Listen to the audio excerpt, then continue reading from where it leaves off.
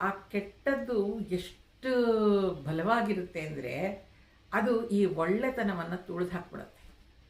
ಒಳ್ಳೆಯವ್ರಿಗೆ ಅದನ್ನು ತಡ್ಕೊಳಕ್ಕಾಗೋದೇ ಇಲ್ಲ. ಯಾಕೆ ಅಷ್ಟು ಒಳ್ಳೆಯವರು ಅವರು. ಯಾವುದೋ ಒಂದು ಸೇಯಿಂಗ್ ಇತ್ತು ಮನೆ ನೋಡುವಾಗ, ಹೀಗೆ ವಾಟ್ಸಪ್ ಬರ್ತಿರುತ್ತಲ್ಲ ಮೆಸೇಜು, ನೀನು ಒಳ್ಳೆಯವನಾಗಿರೋದು ತಪ್ಪು ಅಂತ ಯಾರೂ ಹೇಳಲ್ಲ, ಆದರೆ ನಿನ್ನ ಒಳ್ಳೆತನವನ್ನು ಎಲ್ಲಿಗೆ ನಿಲ್ಲಿಸ್ಕೋಬೇಕು ಅನ್ನೋದು ನಿನಗೆ ಗೊತ್ತಿರಬೇಕು ಅಂತ. ವ್ಯವಹಾರದಲ್ಲಿ ನಾವು ಎಲ್ಲರಿಗೂ ಒಳ್ಳೆಯವರಾಗಿ ಇರಬೇಕು, ಹೌದು. ಶಾಸ್ತ್ರದ ಪ್ರಕಾರ ಒಳ್ಳೆಯವ್ರಿಗೆ ಒಳ್ಳೆಯವರಾಗಿರೋದು, ಕೆಟ್ಟವ್ರಿಗೆ ಕೆಟ್ಟವರಾಗಿರೋದು ಅದೇನು ದೊಡ್ಡ ಮಾತು.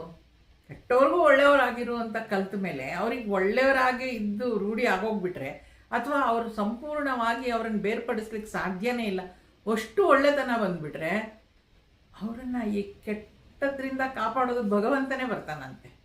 ಭಗವಂತನೇ ಬರ್ತಾನೆ ಅಂದರೆ ಅವನು ಯಾವುದೋ ರೂಪದಲ್ಲಿ ಬಂದು ಕಾಪಾಡಬಹುದು ಅಂತ, ಆಯಿತಾ.